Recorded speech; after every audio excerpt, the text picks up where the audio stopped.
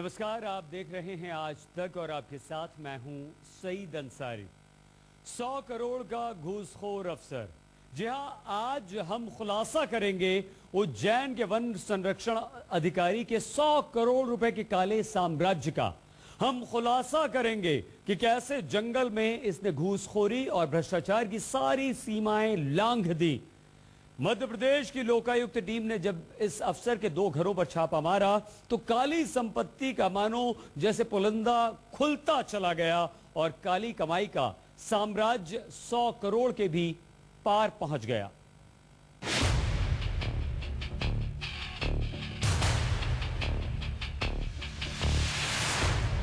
सबसे बड़ा घूसखोर अफसर, काली कमाई से बन गया 100 करोड़ का मालिक। आज हैरान रह जाएंगे आप भी। आज होगा 100 करोड़ का बड़ा खुलासा। उसकी दौलत से आपकी आंखें चौंधिया जाएंगी।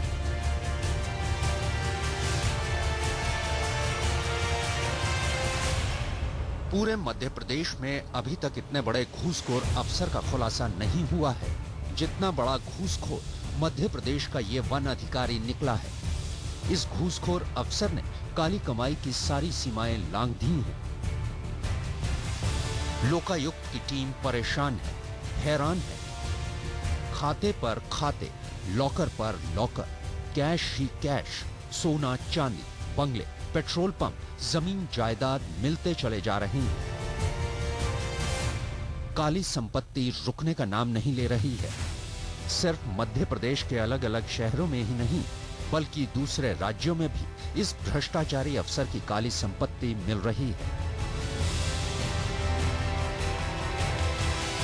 अब इस घूसखोर अफसर से भी आपको मिलवा देते हैं। इनकी काली कमाई का बही खाता तो हम आपके सामने रखेंगे ही, लेकिन सबसे महत्वपूर्ण ये है कि इस अफसर ने जंगल में कौन सा ऐसा काला कारनामा किया कि 100 करोड़ तक पहुंच गया। नाम बीके सिंह, पूरा नाम बसंत कुमार सिंह, पेशा सीसीएफ यानी चीफ कंजर्वेटर फॉरेस्ट ऑफिसर यानी मुख्य वन संरक्षक, 1987 बैच के आईएएस। मध्य प्रदेश के उज्जैन डिवीजन के मुख्य वन संरक्षक बीके सिंह के सरकारी घर में जब लोकायुक्त की टीम ने छापा मारा तो अथाह संपत्ति का कच्चा चिट्ठा खुलता ही चला गया। 25 साल की नौकरी में ये वन अधिकारी जंगल में मंगल करके 100 करोड़ तक पहुंच गया। हम आपको बता दें कि ईमानदारी की तनख्वाह में ये घूसखोर अफसर अपनी अभी तक की नौकरी में कुल जमा 75 लाख ही बामुश्किल कमा पाता, लेकिन इसने जंगल में ऐसा भ्रष्टाचार किया कि संपत्ति 100 करोड़ के पास पहुंचा दी। क्या किया इस अफसर ने जंगल में? कौन सा काला धंधा किया? कहां से काली दौलत कमाई? कैसे बन गया ये अरबपति? इस पैसे को अर्जित करने के लिए उन्होंने जो भी भ्रष्टाचार किए होंगे उन निर्णयों में निश्चित तौर पे मंत्री मुख्यमंत्री तक वो प्रस्ताव गए होंगे। तो जो वन में आप देखते होंगे कि उत्खनन की अनुमति होती है, फॉरेस्ट अधिकारी वो देता है। इसके अलावा जो अवैध कटाई होता है वो बहुत बड़ा इसका इनकम का जरिया होता है। वन्य प्राणियों के शिकार की बात आती है या पॉल्यूशन कंट्रोल के लिए जो इंडस्ट्रीज़ को रूल्स रेगुलेशंस होते हैं उनको पालन करवाने की बात आती है। ये तमाम वो जगह है जहाँ पे वन अधिकारी यदि आँख मूंद ले तो उसको खुद मुनाफा होता है। विभिन्न जिलों में से नोएडा है, बनारस है, इन आदि जगहों पर उन्होंने लकड़ी काफ़ी भेजी हुई है, कीमती लकड़ी भेजी हुई है और वो करीब उन लकड़ियों की कीमत का हमने आकलन किया गया है तो करीब 1 से 1.5 करोड़ की वो लकड़ी होना पाई गई है। यह एक जांच का विषय है, एक तथ्यात्मक हमको एक जानकारी मिली है। अभी इसमें और एविडेंस अभी 75 से 77 करोड़ रुपए की पूरी संपत्ति का आकलन हुआ है और जैसे जैसे बैंकों से जानकारी आएगी वैसे उसका आकलन और किया जाएगा। हो सकता है संपत्ति का आंकड़ा और बढ़ जाए। सुबह 5 बजे जब वन मंडल अधिकारी बीके सिंह सो रहे थे उस वक्त लोकायुक्त की टीम ने उनके घर छापा मारा। फिर जो काली कमाई का खुलासा शुरू हुआ तो जारी है। बीके सिंह ने पिछले 25 सालों में अपनी सैलरी में कुल जमा करीब 80 लाख रुपए कमाए होंगे, लेकिन उनकी काली कमाई का आंकड़ा करीब 100 करोड़ तक पहुंचने वाला है। सबसे चौंकाने वाली बात यह है कि उनके पास जो 1.25 करोड़ की लकड़ी बेचने के कागज मिले हैं वो कहीं ना कहीं उन्हें माफिया से जोड़ता है, क्योंकि उन्होंने लकड़ी बनारस और नोएडा में बेची है। जाहिर है इस पूरे मामले की जांच होनी चाहिए। कैमरामैन निशात के साथ अमित कुमार, भोपाल, आज तक। उज्जैन के वन संरक्षक की काली कमाई लगातार खुलती ही जा रही है। मध्य प्रदेश में ही नहीं बल्कि दूसरे राज्यों में भी संपत्ति का खुलासा हो रहा है। और जिस समय लोकायुक्त की टीम ने बीके सिंह के घर छापा मारा तो वो दौलत देखकर दंग रह गई। नोट ही नोट, लाखों के जेवरात, सोने चांदी के बर्तन, फिक्स डिपॉजिट, बैंकों में लॉकर, करोड़ों की जमीन जायदाद, बंगले, hotel, petrol pump, farm house. यह है उज्जैन के वन अधिकारी का काला खजाना। इस वन अधिकारी ने न जाने कितने भ्रष्टाचार, कितनी घूसखोरी के बाद काली दौलत से काला साम्राज्य खड़ा कर दिया। हम आपको बता दें कि जिस वक्त इस वन अधिकारी के घर छापा पड़ा तो ये एक सूटकेस लेकर भागने लगा। लोकायुक्त ने इसके सूटकेस को खोला तो उसमें भी नोटों की गड्डियां और रिवॉल्वर निकली।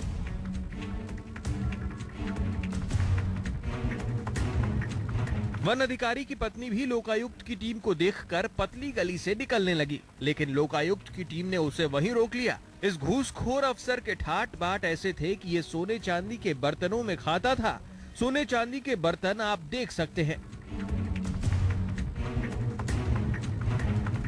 हम आपको बता दें कि इस वन अधिकारी की काली संपत्ति पर लोकायुक्त की 2 अलग-अलग टीमों ने छापा मारा।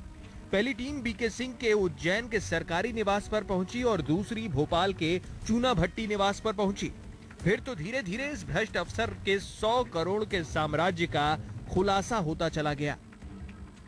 वन संरक्षक के 2 ठिकानों से 1 किलो सोना, 17 लाख रुपए कैश, 50 लाख रुपए की एफडी, 25 लाख रुपए की निवेश पॉलिसी, सीहोर में करीब 1 करोड़ की कीमत की जमीन के कागजात, भोपाल में 50 लाख की कीमत का एक मकान, एक फार्म हाउस, दोहा श्यामपुर में 8 बीघा जमीन, बुधनी में सास ससुर के नाम पर 2.48 हेक्टेयर जमीन, कछावन जौनपुर उत्तर प्रदेश में 400 बीघा जमीन, हिसामपुरा जौनपुर में 4000 स्क्वायर फीट का मकान, बनारस कैंट में मकान, 80,000 स्क्वायर फीट का मैरिज गार्डन, बनारस में एक पेट्रोल पंप, बनारस के होटल अजय, होटल सूर्या, गौतम बुद्धा और आइडियल में इन्वेस्टमेंट। इनकी पत्नी के नाम से कई होटलों में निवेश, एक पेट्रोल पंप, मैरिज गार्डन, पैतृक जगहों पर पैतृक जमीन के अलावा भी करीब कई 100 बीघों में इनके द्वारा जमीन खरीदी गई। इसके अलावा घर से काफ़ी मात्रा में सोने चांदी के जेवरात, करीब 6 से 7 लाख रुपए कैश यहाँ उज्जैन में भी मिले हैं। और इसके अलावा एफडीज जिनकी भी संख्या करीब 35-40 लाख रुपए से ज़्यादा है, वो शेयरों में इन्वेस्टमेंट। मतलब कुल मिलाकर के कहा जा सकता है कि प्रथम दृष्टया में काफ़ी भारी मात्रा में अनुपातहीन संपत्ति का पता चला है। लोकायुक्त की टीम ने बीके सिंह पर आय से अधिक संपत्ति के मामले में छापा मारा था, लेकिन संपत्ति इतनी निकलेगी शायद लोकायुक्त की टीम को भी अंदाजा नहीं रहा होगा। मध्य प्रदेश में वैसे तो गजब लूट का कई बार खुलासा हुआ है, लेकिन इतनी काली संपत्ति का खुलासा पहली बार हुआ है। हमारे लोकायुक्त को हमने इतना सशक्त किया है, उनको ये अधिकार दिए। बाकी प्रदेशों में तो अधिकार ही नहीं। हमने लोकायुक्त को सशक्त बनाया है, अधिकार दिए, उनकी आवश्यकताएं पूरी की है और आग्रह किया। बल्कि हमारे पास भी किसी की शिकायत आती है तो हम वहाँ भेजते हैं कि आप देखिए, छानबीन कीजिए और गड़बड़ है तो आप छापा मारिए। लोकायुक्त ने बीके सिंह के खिलाफ आ रही लगातार शिकायतों के बाद ये छापेमारी की। अब लोकायुक्त की टीम वहां जाएगी जहां उसकी संपत्ति मिली है। अमित कुमार, भोपाल, आज तक। मध्य प्रदेश के लोकायुक्त से खास बातचीत हम आपको दिखाएंगे। मध्य प्रदेश में लोकायुक्त की टीम लगातार खुलासों पर खुलासे कर रही है। बाबू चपरासियों से लेकर अफसरों तक की काली कमाई का भांडा फोड़ कर रही है। तो आइए देखते हैं मध्य प्रदेश के लोकायुक्त से ये खास बातचीत। इसमें सर एक जो सबसे महत्वपूर्ण बात है कि अभी 2-2.5 साल से सबसे ज्यादा रेड्स हुई हैं, कितने लोग आप अभी तक कितने करोड़ जैसे आप बता रहे हैं आपके हिसाब से, विभाग के हिसाब से मैं आपको बता दूं, हमने देखिए 123 जब से मैं आया वो इस पीरियड का आपको बता रहा हूँ, 123 हमने ये किया हुआ है, रेड्स किए हैं। उसमें हमें 233 करोड़ हमारे हिसाब से जो फिगर्स हैं, जो जिस समय प्रॉपर्टी खरीदी वो वैल्यूएशन लेते हुए 233 करोड़ का ये संपत्ति मिली है। हमने 415 ट्रैप केसेस भी किए हैं, और जो ट्रैप केसेस रहते हैं उसमें देखिए आप लोग देखते हैं कि छोटा अमाउंट रहता है, 10,000 है, 5,000 है, 25,000 है, या ज़्यादा से ज़्यादा 1 लाख है।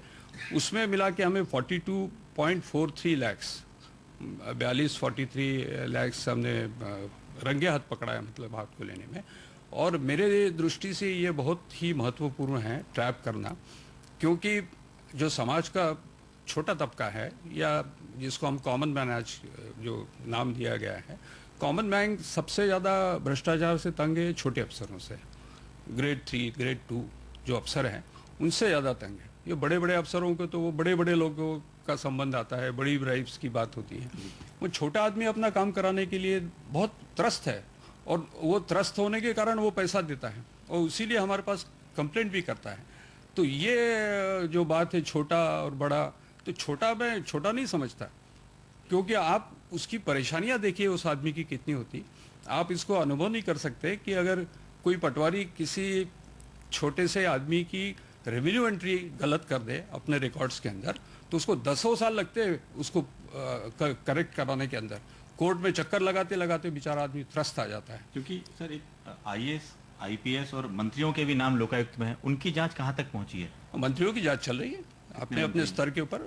8-10 मंत्रियों की जांच है, वो जांच अपने स्तर के ऊपर चल रही है, और आईएएस अफसर भी है बहुत सारे, उनकी भी जांच चल रही है। अभी भी लगता है सर लोकायुक्त जो है उसको और पावरफुल होना चाहिए, क्योंकि जिस तरह से कुछ अधिकार दिए जाना चाहिए। जैसे अब देखिए हमारे एक्ट में कुछ यूनिवर्सिटीज़ इंक्लूड है, कुछ उसके वाइस चांसलर, रजिस्ट्रार, वो जब एक्ट बना था तब का वो शेड्यूल बना हुआ। उसके बाद में बहुत सारी नई यूनिवर्सिटीज़ बन गई, बहुत सारे नए वाइस चांसलर, रेक्टर, रजिस्ट्रार आ गए हैं।